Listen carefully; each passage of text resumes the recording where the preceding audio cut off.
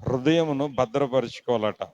ఎందుకు హృదయాన్ని భద్రపరుచుకోవాలో దేవుడు ఇక్కడ మనతో మాట్లాడుతున్నాడు. సామెతల గ్రంథం 4:23 చదువుకుందాం. ఈ హృదయములో నుండి నీ హృదయములో నుండి జీవధారలు బయలుదేరును. జీవధారలు బయలుదేరును. కాబట్టి అన్నిటికంటే ముఖ్యముగా నీ నీ హృదయమును హృదయమును భద్రముగా భద్రముగా కాపాడుకో. దేని స్తోత్రం. మనుషులు పైరూపం లక్ష్య పెడతారేమో గాని దేవుడు దేని లక్ష్య పెడతాడు చెప్పాలందరూ కూడా. మనుషులేమో పైరూపాన్ని చూస్తారు, దేవుడు కూడా దేన్ని చూస్తాడంటే హృదయాన్ని చూస్తాడు. ఓకేనా? జాగ్రత్తగా అర్థమైంది. మంచిదే, సంతోషం. కానీ ఆ హృదయాన్ని కూడా ఇంకొకడు చూస్తుంటాడు. ఆమేన్. వాడి పేరు ఏంటంటే సైతాన్. ఆమేన్, ఆమేన్, హల్లెలూయా. వాడి పేరు సైతాన్. ఈ సైతాన్ గాడు కూడా నీ హృదయాన్ని దొంగిలించడానికి చూస్తుంటాడు, నీ హృదయాన్ని పాడు చేయడానికి చూస్తుంటాడు.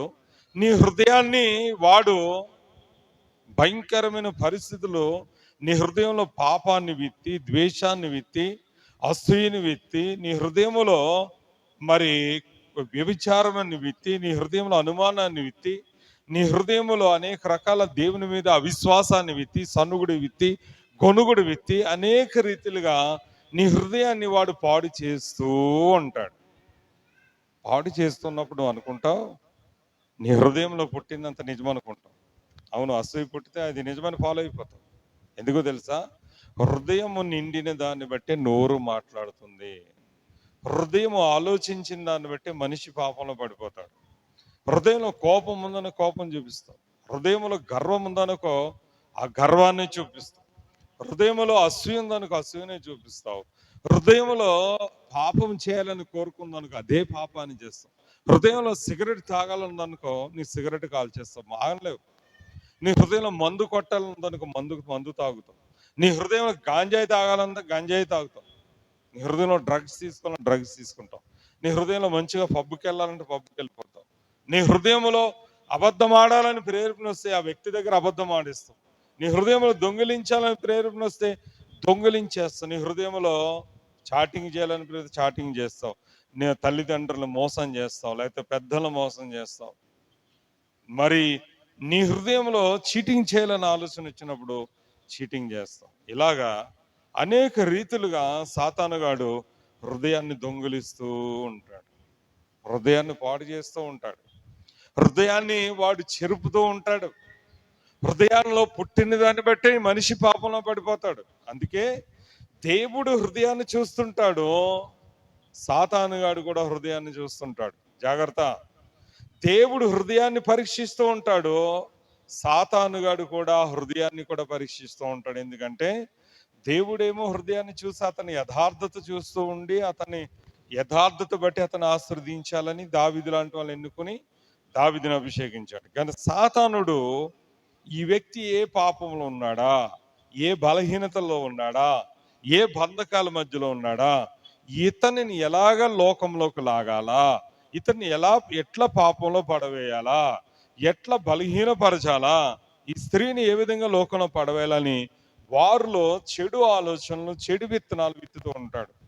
అయితే దైవజనుడు ద్వారా దేవుడు వాక్యం విత్తుతాడు, కానీ సాతానుడు వాటి మధ్యలో గురుగులు విత్తుతూ ఉంటాడు. విత్తువాడు విత్తడానికి బయలుదేరాడట, విత్తుతుండగా కొన్ని విత్తనాలు త్రోపక్కన పడ్డాయట, అవి పక్షులు వచ్చి మింగేసినాయట.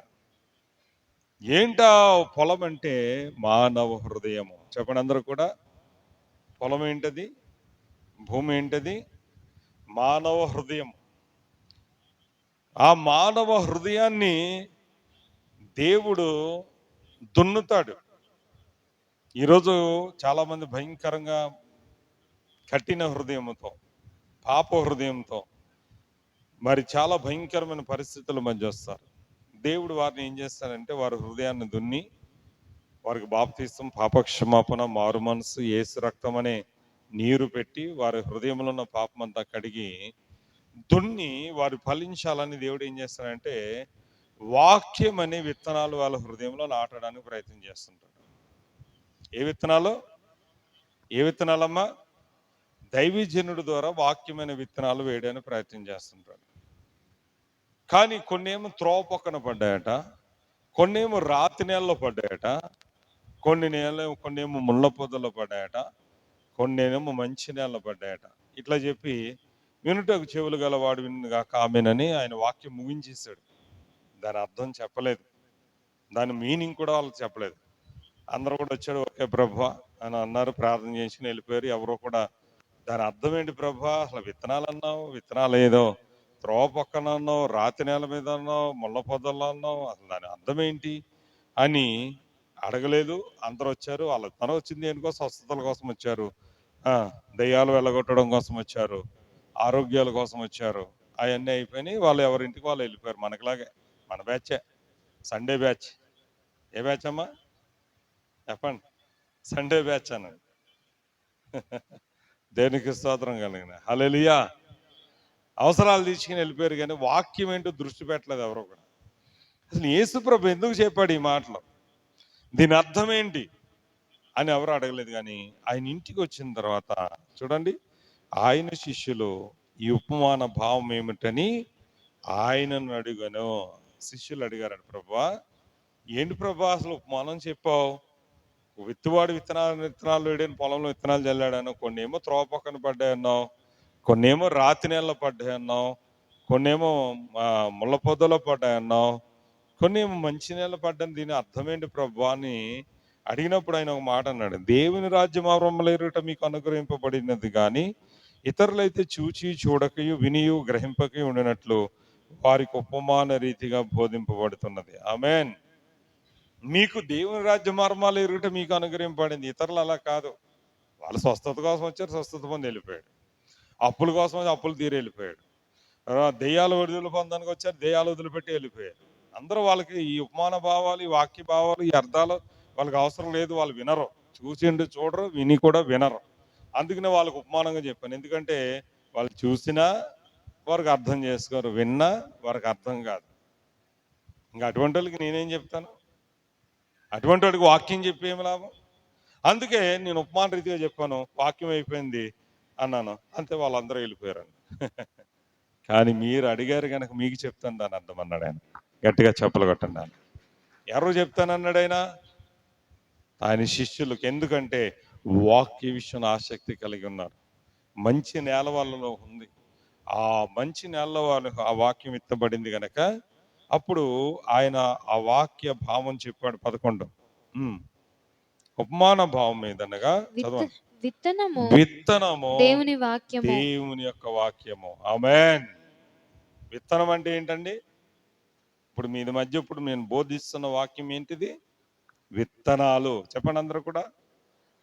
పొలంలోకి వెళ్ళిన రైతు విత్తనాలు ఇలా చల్లుతూ ఉంటాడు. విత్తనాలు ఇలా చల్లుతున్నప్పుడు కొన్ని ఇట్లా పడతాయి, కొన్ని అట్లా పడతాయి, కొన్ని మంచి నేల, కొన్ని పొలంలో పడతాయి, కొన్ని గట్టు మీద పడతాయి.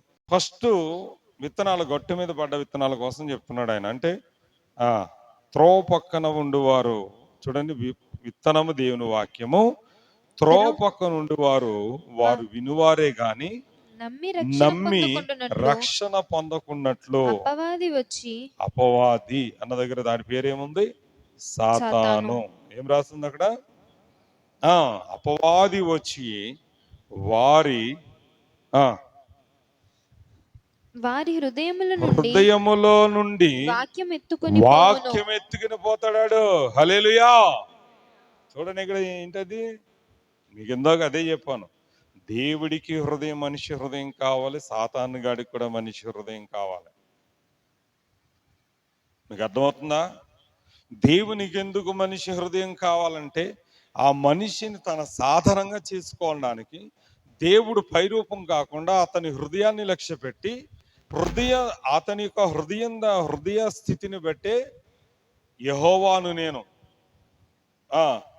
వారి క్రియలు బట్టి జీతం ఇవ్వడానికి హృదయమును పరీక్షించేవాడును, హృదయాంతరేంద్రియములను కూడా పరీక్షించేవాడని ఇర్మియా గ్రంథంలో వాక్యం ఉంటుంది. మానవ హృదయంలో దేవుని యొక్క వాక్యం అనే విత్తనం అనేది విత్తబడకపోతే ఆ వ్యక్తి ఫలించడు. అయితే ఈ వ్యక్తి ఎక్కడ ఫలిస్తాడో అని ఆ సాతానుగాడు ఆ వాక్యం వింటున్న వ్యక్తి పక్కనే కూర్చుంటాడట. కాసేపు విన్నట్టుగా నటిస్తాం అంతే, ప్రార్థన అవుతుంది, పాస్టర్ గారు ఆమెనంటారు, విత్తనాలన్నీ ఎక్కడ పడ్డాయంటే త్రోవ పక్కన పడ్డాయి. ఎక్కడ పడ్డాయి? హృదయం లోపలికి నాటపడలేదు. ఏదో విన్నాం అంతే. ఏదో విన్నామంటే విన్నాం. ఎప్పుడు ఆమె వెళ్ళిపోతాం, త్వరగా వెళ్ళిపోయి వాళ్ళు మంచిగా మంచం మీద పడుకోవాలి, హాయిగా నిద్ర. వాడు వచ్చి ఆ వ్యక్తి హృదయంలో విత్తబడిన వాక్యాన్ని వాడు ఎత్తుకెళ్ళిపోయి వారిని ఫలించకుండా చేస్తాడట. రెండో రకం ఏంటంటే రాతి నేల హృదయం కలిగిన వాడట. ఏ హృదయం ఉంది దాంట్లో?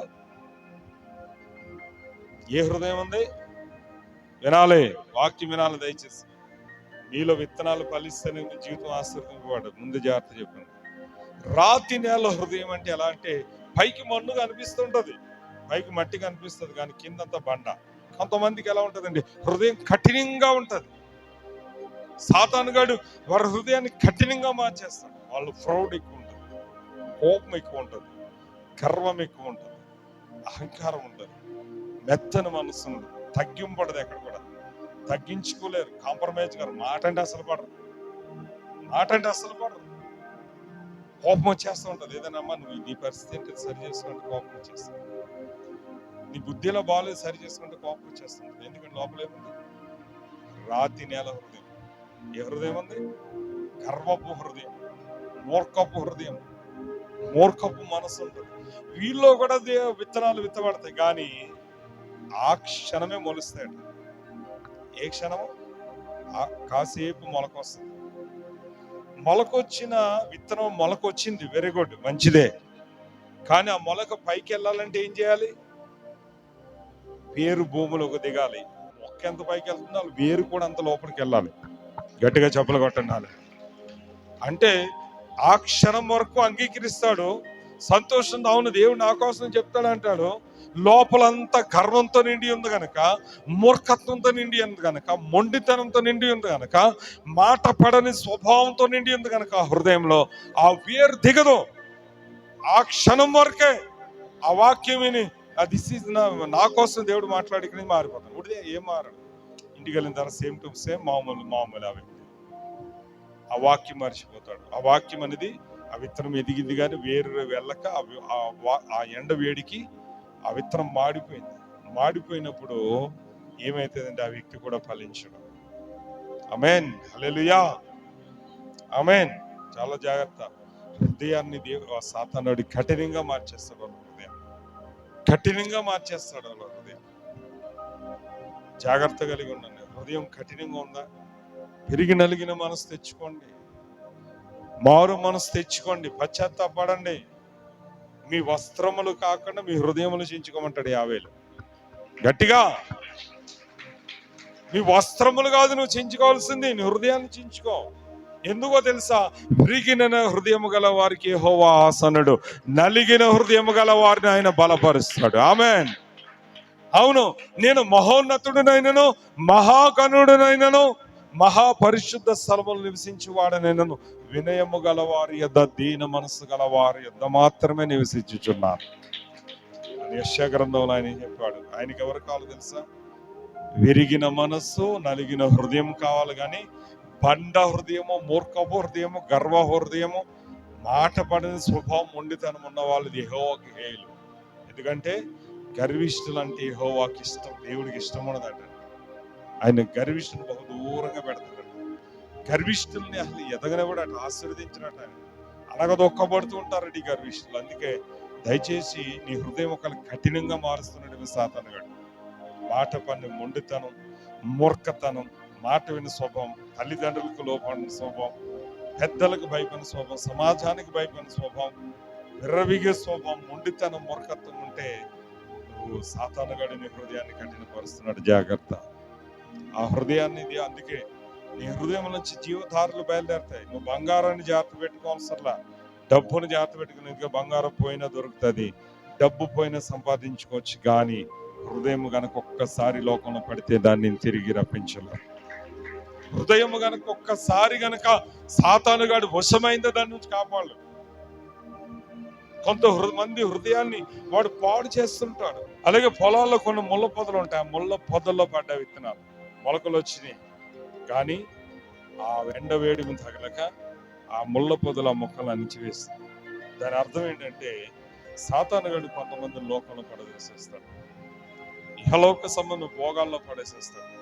త్రాగుడు, తిరుగుడు, వ్యభిచారం, మోసం, సాతాను బంధకాలు, అక్రమ సంబంధాలు, భయంకరమైన పబ్బులు, కబ్బులు, మరి తాగుడు, తిరుగుడు, సెల్ ఫోన్లు, చాటింగ్లు, ఇలాంటి వాటిలో పడద్రోసి వాళ్ళని పరిపక్వంగా ఫలించకుండా వాళ్ళని అనగొట్టేస్తాడు. ఎదుగుదామని చూసినా అనగొట్టేస్తాడు, ఎదుగుదామని చూసినా అనగొట్టేస్తాడు. వాక్యం వాళ్ళు ఫలించిన అటు మార్పు రాదు వాళ్ళలో. వాళ్ళ హృదయం అంతా లోకం వైపు లాగేస్తాడట, వాళ్ళ హృదయం అంతా ధనభోగాల వైపు లాగేస్తాడట, వాళ్ళ హృదయం అంతా ఐహిక విచారాల వైపు లాగేస్తాడట, వాళ్ళ హృదయం అంతా కూడా సుఖభోగాల్లో పాపంలో పడద్రోసేసి ఇంకా వాళ్ళ హృదయంలో వాక్యం లేకుండా చేసేస్తాడట. అర్థమవుతుందా సహోదరి సహోదరి? ఎంతమందికి అర్థమవుతుంది? అందుకే హృదయాన్ని జాగ్రత్త పెట్టుకో. కొంతమంది హృదయంలో ఉన్న వ్యక్తిని వాక్యాన్ని ఎత్తుకుపోతాడట, కొంతమంది హృదయాన్ని కఠినంగా మార్చేస్తాడట, కొంతమంది హృదయాన్ని పాప భోగాలకి బానిసగా మార్చేస్తాడట. ఈ ముగ్గురు వ్యక్తులు ఫలించరండి, మూడు స్వభావాలు ఫలించరు. స్థితి సరికాదు, అసలు దేవుని రాజ్యానికి వెళ్ళరు వీళ్ళు, పరలోక రాజ్యం పొందుకోరు వీళ్ళు, నరకపాత్రులుగా మారిపోతారు. ఆసక్తి ఉండదు దేవుడు అంటే. యోధా ఊరికి అమ్మేలేదు యేసు ప్రభు 30 దేనాలు. ఎలా అమ్మాడట అక్కడ చాలా క్లియర్ గా ఉంది.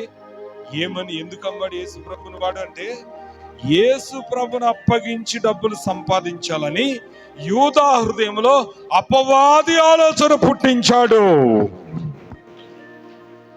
చూసారా ఎంత దారుణమైన విషయమో? అంటే హృదయము దేవునికే కాదు, సాతాను కూడా కావాలి మన హృదయము. ఆమేన్.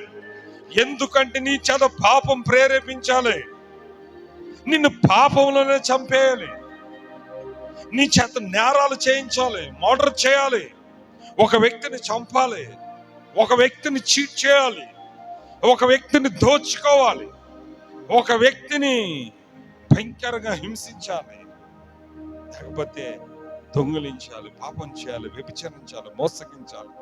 ఇవన్నీ నువ్వు చేస్తున్నావు, నువ్వు కాదు. నీ చేత చేయించేవాడు అక్కడ ఉన్నాడు, వాడే అపవాది. వాడి నీ హృదయాన్ని కంట్రోల్ చేస్తున్నాడు, నీ హృదయాన్ని వాడు ఆక్రమించేశాడు. హృదయంలోకి వాడిని రానివ్వకుండా చూసుకో. యేసు ప్రభు యొక్క 12 మంది శిష్యులు ఉంటే ఆ 12 మంది శిష్యుల్లో ఒకడు ఉన్నాడు, వాడి పేరు ఇస్కరియోతు యూదా. వాడు ఎప్పుడు కూడా యేసు ప్రభుకి ఎగ్నిస్ట్ గా ఉన్నాడు. ఎలా ఎగ్నిస్ట్ గా ఉన్నాడంటే, యేసు ప్రభును పట్టిస్తే నాకు పైసలు వస్తాయి. యేసు ప్రభు చెప్తున్న వాక్యాల మీద మిగతా 11 మంది కాన్సన్ట్రేషన్ ఉంది. ప్రభు వాక్యం అర్థం ఏంటని అడుగుతున్నారు. ప్రభు మాకు ప్రార్థన చేయడం నేర్పించమని అడుగుతున్నారు. ప్రభు మేము కూడా పరిశుద్ధాత్మను ఎలా పొందాలని అడుగుతున్నారు. ప్రభు మేము బలపడలేకపోతే మమ్మల్ని బలపరచిన ఆయన అని అడుగుతున్నారు. కానీ వీడు మాత్రం యేసు ప్రభుకు తెలియకుండా రాత్రిపూట వెళ్ళి పరిశీలన కలిసి వస్తున్నాడు. సాతాను వాడు ప్రేరేపిస్తున్నాడు, యేసు తెలీదా? తెలుసా లేదా? సాతాను వాడు ప్రేరేపిస్తున్న యేసే తెలుసా లేదా? ఏమ్మా తెలుసా? తెలిసిన మరి యేసే ఎందుకు అడ్డగించలేదు? తెలిసిన యేసే ఎందుకు అడ్డగించలేదు? ఆయన చెప్పాల్సింది ఏదో వాక్య రూపంలో చెప్పాడు, వాడు వింటాడో వినడో వాడిష్టం. ఆమేన్. యేసు ప్రభు నిన్నేం బలవంతం చేయడు, బలిపీఠంతో కూర్చోబడి నీ దగ్గర మంచిని చెడుని పెడతాడు. మంచి ఏదో చెడేదో సెలెక్ట్ చేసుకోవాల్సి యువర్ చాయిస్ అంటాడు. అవును, అందుకే ఏదైనా తోటలో మంచి చెడ్డల వృక్ష ఫలాన్ని పెట్టాడు, జీవవృక్ష ఫలాలు పెట్టాడు. ఏమన్నాడు? ఈ వృక్ష ఫలం తినద్దు, ఈ మంచి జీవవృక్ష ఫలాలు తినండి అన్నాడు. జీవవృక్ష ఫలాలు తిన్నంతసేపు ఆనున్నారు, మంచి చెడ్డల వృక్ష ఫలం సాతాను మాట విని, ఎవరి మాట విని? సాతాను మాట విని తిన్న తర్వాత వారి హృదయం అంతా చెడిపోయింది, నిత్యత్వాన్ని పోగొట్టుకుని ఏదైనా తోటలో బయటికి గెంటి వేయబడ్డారు. ఆమేన్. ఈరోజు మరణం వచ్చింది వాళ్ళు చేసిన పాపం వల్ల. లేదంటే మనం కూడా దేవుని వల్ల, దేవదూత వాళ్ళు ఇప్పటికీ ఆదామవ్వ తాత, మన ముత్తాత కూడా ఇప్పుడు కూడా బ్రతిగా ఉండేవాడేమో. ఆమేన్. దేవదూతల వల్ల, దేవుని వల్ల ఈ భూమి మీద పుట్టిన వాళ్ళందరూ నిత్య జీవంలో ఉండేవారేమో. ఇది ఒకవేళ ఆదామవ్వ ఆ రోజు ఏదైనా తోటలో కనుక పాపం చేయకపోతే, కానీ వీళ్ళలో సాతాను దూరింది. మిగతా 11 మందిలోకి ఎందుకు రాలేదాడు? మిగతా 11 మంది తమ హృదయాన్ని భద్రపరుచుకున్నారు. గట్టిగా చెప్పలు కొట్టాలి. ఇక్కడ వీడు భద్రపరుచుకోలేకపోయాడు హృదయాన్ని విచ్చలవిడతానానికి వదిలేశాడు. అయ్యో, నాలో ఏంటి ఇటువంటి వ్యతిరేక ఆలోచనలు వస్తున్నాయి, ఏసైని పట్టేయాలని ఆలోచన, నాలో ఏంటి ఇలా చెడ్డ ఆలోచనలు వస్తున్నాయి. ఒకవేళ సాతానుగాడు నా హృదయంలోకి వచ్చేసాడేమో, సాతానుగాడు ఎందుకు నా హృదయంలో ఇలాంటి చెడ్డ కోరికలు పడుతున్నాయి, పాపం చేయాలనే కోరిక, చాటింగ్ చేయాలనే కోరిక, అక్రమ సంబంధాలు పెట్టుకోవాలనే కోరిక, తాగాలనే కోరిక, లేకపోతే వ్యభిచరించాలనే కోరిక, ఇలాంటివన్నీ ఎందుకు కలుగుతున్నాయి నాలో, వాడు నా హృదయాన్ని ప్రేరేపిస్తున్నాడని. వీడు గనక హృదయాన్ని గనక గద్దించుకుంటే వాడి హృదయంలో చెప్పడం సాతానుడు పారిపోయేవాడు. కానీ వాడు హృదయాన్ని ఏమాత్రం భద్రపరచుకోకుండా విచ్చలు విడతానానికి వదిలేశాడు యోధ. అందుకే సాతాను వాడి హృదయంలో ప్రవేశించి యేసు ప్రభువును అమ్మివేశాడు. వాడు నీలో యాంటీమైండ్ విత్తుతున్నాడా, పాపాన్ని విత్తుతున్నాడా, మోసాన్ని విత్తుతున్నాడా, అబద్ధాలు విత్తుతున్నాడా, మొండితనాన్ని విత్తుతున్నాడా, దేవుని సనుగుడు విత్తుతున్నాడు. ఇవన్నీ వాడి లక్షణాలు గ్రహించుకో. లేదు అలాగే పెరగనిచ్చాడు. యేసు ప్రభు కూడా అడ్డు చెప్పడం నీకు. వాడికైనా అడ్డు చెప్పాడా? నువ్వు చేయవలసింది ఏది చేసుకోపో అన్నాడు. ఏమన్నాడు? వాడు ఎలాగ వినడని యేసు ప్రభు తెలుసు, వాడు ఎలాగ మానడని తెలుసు యేసు ప్రభుకి, వాడు ఎలా చెప్పినా వినే రకం కాదని తెలుసు, వాడి శిక్షణ వాడు తెచ్చుకుంటాడని తెలుసు. నువ్వు చేసేది చేయి, వెళ్ళు అన్నాడు. అంతే చెప్పాడు కదా ఆయన. మంచిని చెడుని ఎదురు ఉంచుతాడు. మంచి కోరుకోవాల్సినది నీ ఇష్టం, చెడు కోరుకోవాల్సిన నీ ఇష్టం. మంచిని కోరుకుంటున్నావు అనుకో, నీ జీవితం బాగవుతుంది, నీ బ్రతుకు బాగుంటుంది, నువ్వు ఆశ్చర్యపడదు. ఎందుకంటే ఆ విత్తనాల కథలో మంచి నేలలో పడ్డ విత్తనాల గురించి చెప్పాడు ఆయన. అందుకే సహోదరుడు చాలా జాగ్రత్త. ఏ మనసు ఉండాలి మనలో? యోగ్యమైన మంచి మనసు ఉండాలి. ఆ మనసు ఎవరిస్తారంటే యేసయ్య ఇస్తాడు. హల్లెలూయా. నీ మనస్సును చాలా జాగ్రత్త పెట్టుకో, నీ హృదయాన్ని చాలా జాగ్రత్త ఉంచుకో. ఎందుకో తెలుసా? హృదయం అంతా దేవుని యొక్క వాక్యంతో నింపు. మంచి విత్తనాలు నీ హృదయంలో విత్తబడాలి, వాక్యమైన విత్తనాలతో నింపబడాలి. విరిగి నలిగిన మనసు రావాలి, విరిగి నలిగిన హృదయం రావాలి. ప్రభువుని అడగాలి, ప్రభు నాకు నాయన నీ మనస్సు దయచేయమన్నాడు. ఏ మనసు? మనసున్న మంచి దేవా, నీ మనసు నాకిచ్చావా, మనసు మలినమైన నాకై మనిషిగా దిగి వచ్చావా. నా హృదయంలో దేవునికి విరోధమైన స్థితి ఏదో ఉంది అని అడగాలి.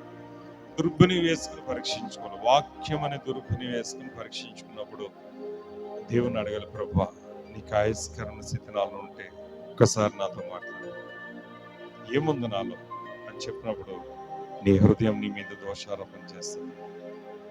అవును, ఇదొంద నీలో, ఇదొంద నీలో, ఇదో ఈ పద్ధతి అని ఎవరో చెప్పాలి, దైవజనుగా చెప్పాల్సి. నీ హృదయం నీ మీద కంప్లైంట్ చేస్తుంది, నీ హృదయం నీ మీద కంప్లైంట్ చేస్తుంటదండి. వెంటనే నువ్వు దేవుని దగ్గర దాన్ని ఒప్పుకోవాలి. చాలా మంది హృదయమే గద్దిస్తూ ఉంటదంట, కానీ వారు మనస్సాక్షిని చంపేసుకుంటారు. ఏంటది? మనస్సు పలికే సాక్ష్యాన్ని చంపేయడమే మనస్సాక్షిని చంపేయడం. మనస్సు మన మీద సాక్ష్యం చెప్తారు. అమ్మా నువ్వు ఇలా చేస్తున్నావు కరెక్ట్ కాదు, అయ్యా నువ్వు ఇట్లా చేస్తున్నావు కరెక్ట్ కాదు, నువ్వు ఇట్లా వెళ్ళడం కరెక్ట్ కాదని మనసు అట నీ మీదే కంప్లైంట్ చేస్తుంది.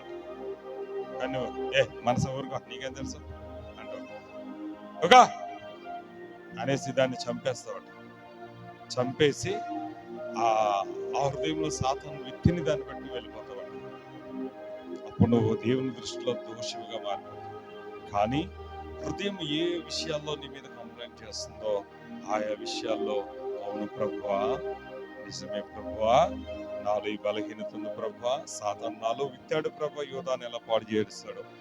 ఒక సంసోను హృదయాన్ని పాడు చేశాడు. ఒక దావీదు మేడ మీదుగా తిరుగుతున్న బెత్షెబా వైపు చూసి దావీదు హృదయాన్ని పాడు చేశాడు.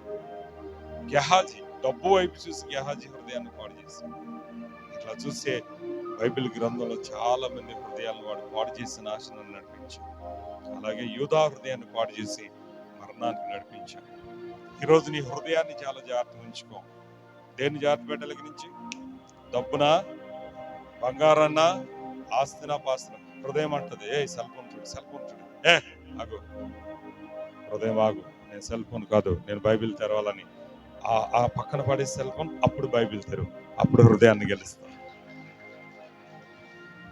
బలంగా ఫోన్ చేయను, ఫోన్ కట్ చేసి స్విచ్ ఆఫ్ చేసేసి బైబిల్ తీసించదు, అప్పుడే మోకాలు వేసి ప్రార్థన చేయి. అప్పుడు హృదయం గెలిచిన వాడు అవుతారు. ఆమె హృదయం అంటది, ఇట్లా వీళ్ళు ఇక్కడికి వెళ్ళంటది, ఇక్కడికి వెళ్ళి పాపానికి వెళ్ళి పాపానికి ఏ దుర్గా ఏంటి కాదు, ఈ మంచి పనికి సువార్తకి వెళ్తాను, సువార్తకి చూడు. హృదయం అంట పడుకో పడుకో నిద్రపో, బలహీన పడుకో, రెస్ట్ తీసి రెస్ట్, అప్పుడే లేచి నీ పనికి. హృదయం నిన్ను ఏ విషయాల్లో నేను బలహీనపరుస్తుంది, సాతాను గాడి చెడు విషయాల్లో, ఆ విషయాల్లో దానికి లోబడి. హృదయం ఏ మంచి విషయాల్లో నిన్ను ప్రేరేపిస్తుంది, దానికి బట్టి నువ్వు లోబడి ముందుకు వెళ్ళి. చూడు, నీ జీవితం ఎలా ఆశ్రయం ఎందుకో తెలుసా? హృదయమును బట్టి దేవుడు నిన్ను ఆశీర్వదిస్తాడని బైబిల్ చాలా క్లియర్ గా మాట్లాడుతుంది. హృదయములో నిండిన దాన్ని బట్టి నోరు మాట్లాడు. నువ్వు దయగలిగిన మాటలు హృదయం నుండి దయగలిగిన మాటలు వస్తాయి. కోపంతో హృదయం నుండి కోపం మాటలు వస్తాయి. అసూయతో నిండిపోతే హృదయం అసూయ మాటలు వస్తాయి.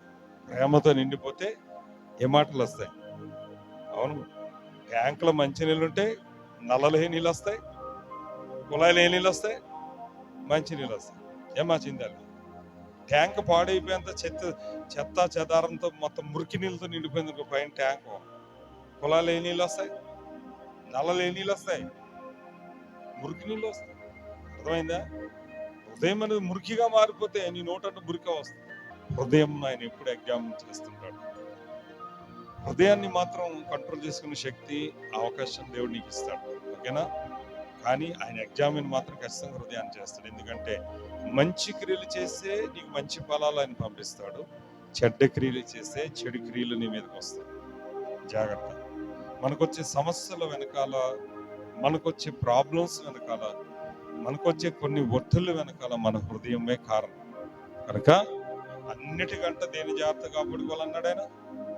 హృదయాన్ని జాగ్రత్తగా కాపాడుకుని, ప్రభువా నాకు మంచి హృదయం ఇమ్మని అడిగాడు. కనుక ఎవరి హృదయం ఈరోజు చెడిపోయిందో, ఎవరి హృదయం ఈరోజు పాడైపోయిందో, ఎవరి హృదయం ఈరోజు పాపంతో నిండిపోయిందో, మోసంతో నిండిపోయిందో, బలహీనతతో నిండిపోయిందో, వారందరూ ప్రభు సన్నిధిలో ఒప్పుకొని, ప్రభువా హృదయం పాడైతే నరకానికి వెళ్ళిపోవడం తప్ప వేరే మార్గం లేదు. ఎందుకో తెలుసా? ఇస్కరియోతు యూదా హృదయాన్ని పాడు చేసుకున్నాడు. ఆ హృదయంలో సాతానికి చోటిచ్చాడు గనక ఉరిపోసుకుని చనిపోయిన నరకంలో పడిపోయాడు. ఈరోజు నీ జీవితంలో కూడా దయచేసి అలా చేయొద్దు. హృదయాన్ని దయచేసి అపవాది వాక్యం ఎత్తుకుపోయినా వస్తున్నాడేమో, అపవాదిని హృదయాన్ని కఠినంగా మారుస్తున్నాడేమో, అపవాదిని హృదయాన్ని ముళ్ళ పొదలతో నింపుతున్నాడేమో. కనుక ప్రభా నాకు మంచి హృదయం కావాలి, నీలాంటి హృదయం కావాలి ప్రభా, నీలాంటి మనసు కావాలి. అటువంటి మంచి స్వభావం నాలో అసూయ, అనుమానం, ద్వేషం, ఈర్ష్య, పగ, వ్యతిరేకత, కోపం, క్రోధం, అభ్యంతరం, తగ్గింపులేని గర్వం, మూర్ఖత్వంతో నా హృదయం నిండిపోయిందన్న వాళ్ళు క్షమాపణ అడగండి.